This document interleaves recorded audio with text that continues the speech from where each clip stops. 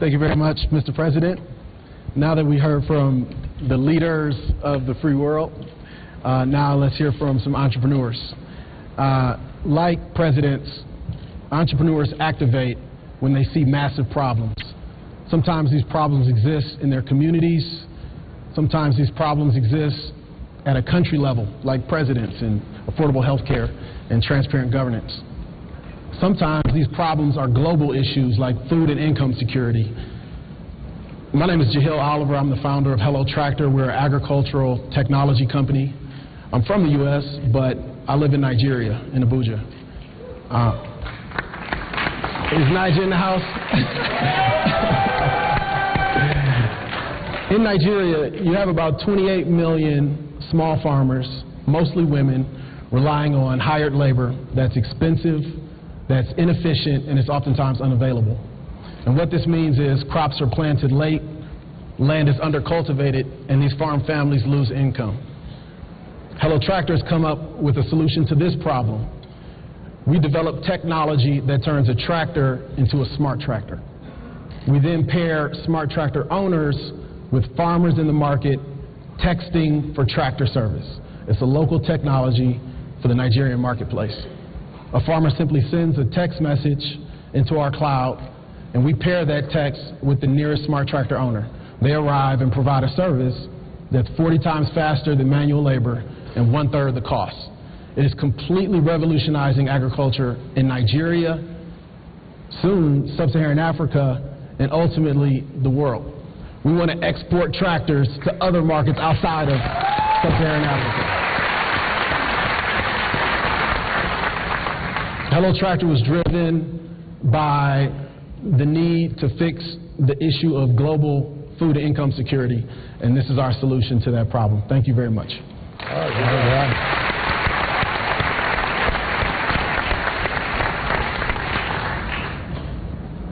Josipa. Thank you, Jahil.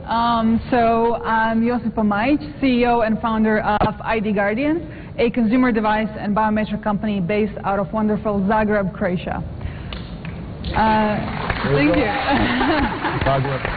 Yeah, so 2.5 years ago, our journey started. I was 22, I was studying at the University of Zagreb, and unfortunately, I had a close family health situation.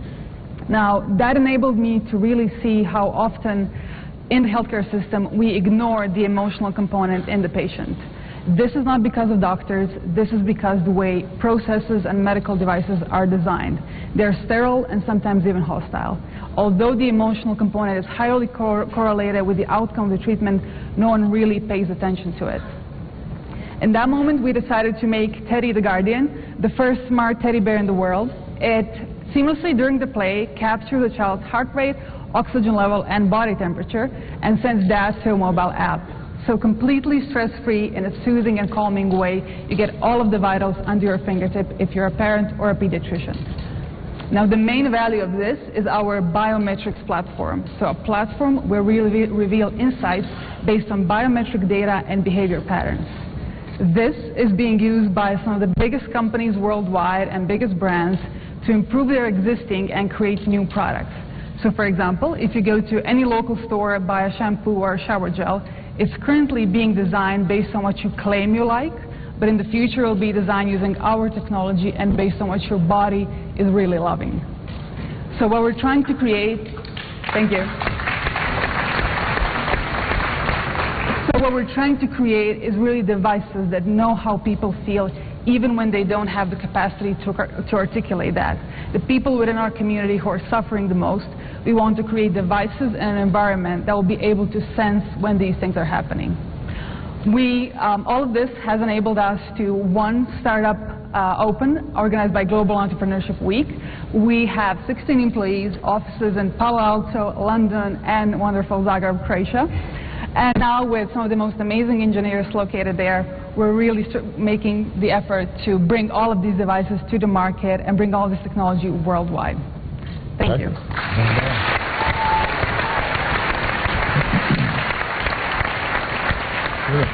Thank you. Technology is one of the fastest growing sectors in Kenya, yet women are greatly underrepresented. My name is Judith Owiga, and I'm the co-founder of Chicks, and I'm working to nurture generations of women who use technology to impact their communities and create solutions. 5 years ago, I and a group of friends started Chicks, and it stemmed from the need that we saw that there were very few women in technology. So we wanted to create a community where women can come together, work on different solutions, and share knowledge. After some time, we noticed that there was a lot of knowledge we were sharing, and there were other people who could benefit. So we thought we should start a training program and target young women who would not ordinarily consider careers in technology and who would not have an opportunity to do so. So our training program targets young women from the slums of Nairobi or from informal settlements, and we take them through a one-year training program in technology and entrepreneurship, and then we help them get jobs or start their own businesses. When we train them in technology, we train them how to program both web and mobile applications and graphic design. One of the students who passed through our training programs is called Agnes Masia. She went through our training program for 1 year, and after that year, she's currently a technology researcher at a tech company, and she also started a shop where she has employed her older brother to work the shop using the entrepreneurship knowledge that we taught her. So she's one example. She's living the vision of Chicks. She's using both technology and entrepreneurship to change her family and her community. So that is the vision that we live and we breathe. We want to change communities one woman at a time using technology. That's fantastic stuff.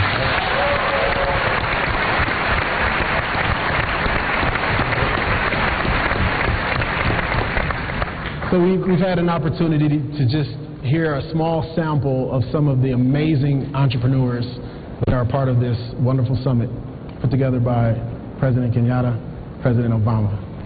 I would encourage you to please reach out and discuss with some of these entrepreneurs in the crowd and learn more about their powerful stories as well. On the stage we have Kenya represented, we have Croatia represented, and we have myself coming from the U.S. as an African American, also returning to my ancestral home to solve big problems. But thank you all for your time. Thank you all to the distinguished panelists. President Obama, President Kenyatta, thank you so much. Thank you.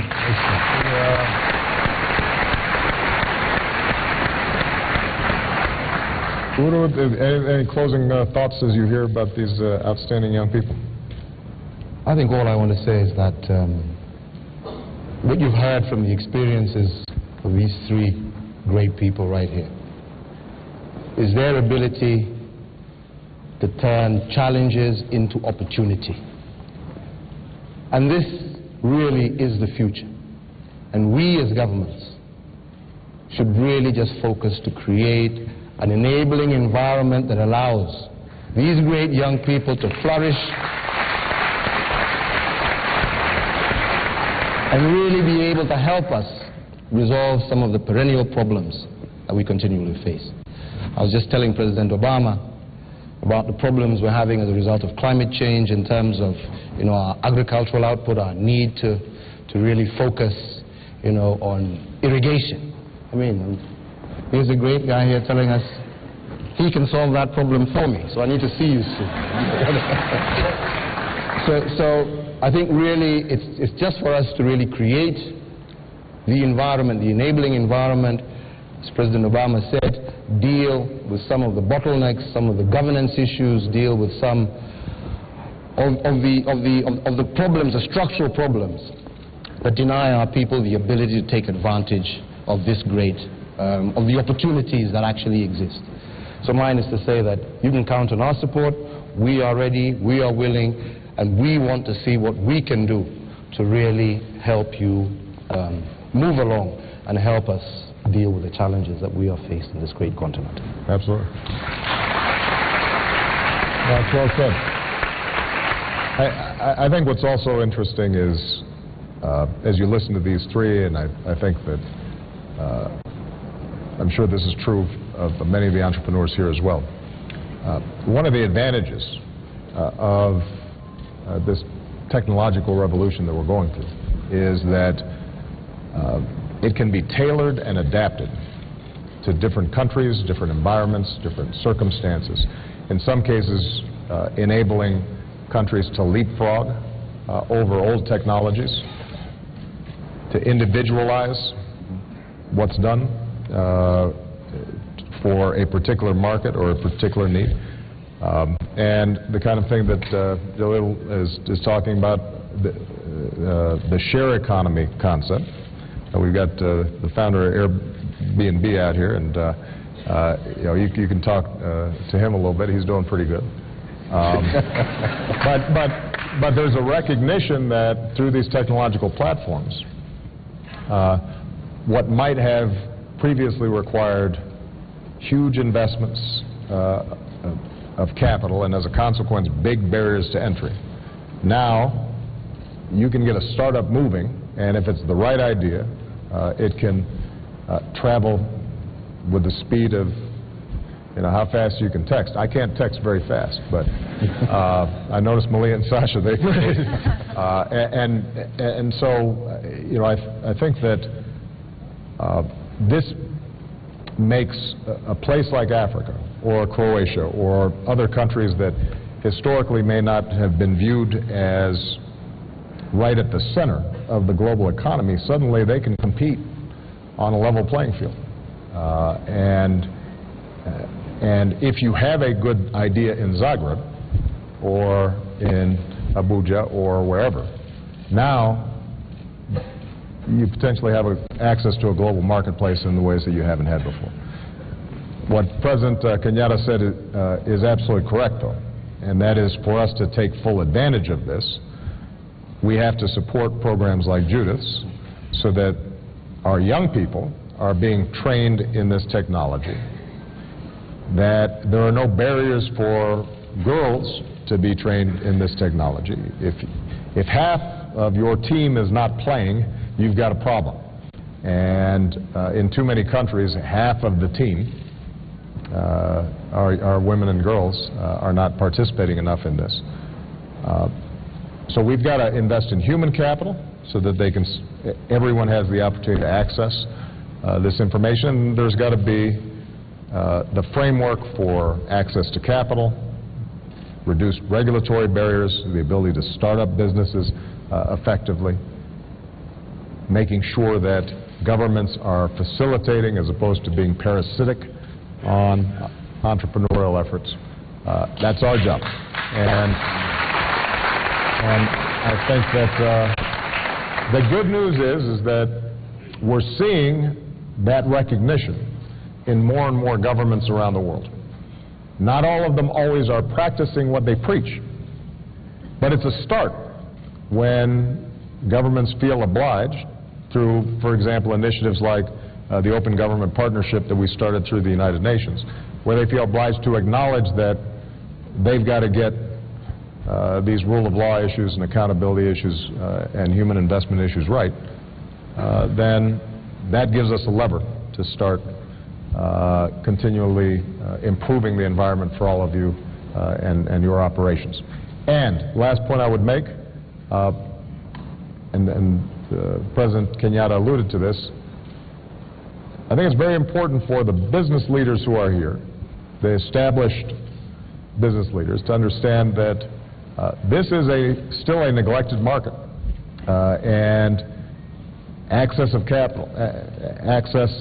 capital for entrepreneurs here is still too hard. And we can help. U.S. government policy can help. But some of this is exposure and people having a vision of what's possible. When I was here in Nairobi 10 years ago, it looked very different than it does today. And the incredible progress that's been made, imagine what could happen if more and more of our global business leaders and global capital paid a visit and actually had a conversation as opposed to just being blinded by some of the stereotypes that are so often promoted. This thing could move even faster. And that's part of the reason why this summit's so important. So I'm proud of all of you. I'm proud of these three entrepreneurs who are here. They represent all the talent that's in this room. Go out there and start something. We're excited about it. We expect great things out of you. Thank you very much.